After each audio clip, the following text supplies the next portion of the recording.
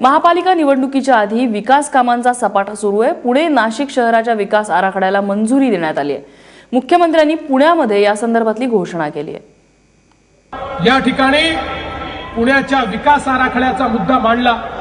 गेले अनेक वर्ष विकास आराखडा प्रलंबित होता। मला सांगताना आनंद वाटतोय, आजच पुण्याच्या विकास आराखड्याला आम्ही मंजुरी दिली आहे। पुण्याचा विकास आराखडा, नाशिकचा विकास आराखडा, ताथवड्याचा विकास आराखडा, या सगळ्याला आम्ही मंजुरी दिलेली आहे। सरकार पुढे जे प्रपोजल मांडलं त्याच्यामध्ये 937 पैकी 850 आरक्षण कायम ठेवण्याचा निर्णय हा राज्य सरकारने त्या ठिकाणी घेतलेला आहे। आणि जी आरक्षण काढलेली आहेत 99% ती आरक्षण सरकारी जमिनीवर आहे, कारण त्या विभागानं त्या सरकारी जमिनीचा उपयोग दुसऱ्या गोष्टी करता सांगितला, म्हणून त्या ठिकाणची आरक्षण ही त्या ठिकाणी वगळण्यात आली आहे।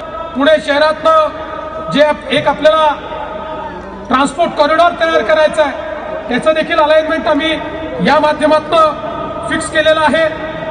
त्याच्यामध्ये काही सुधारणा करायची होती, ती सुधारणा आम्ही केलेली आहे। त्यासोबत या विकास आराखड्याच्या माध्यमातून काही नवीन आरक्षण देखील आम्ही प्रस्तावित केली आहे।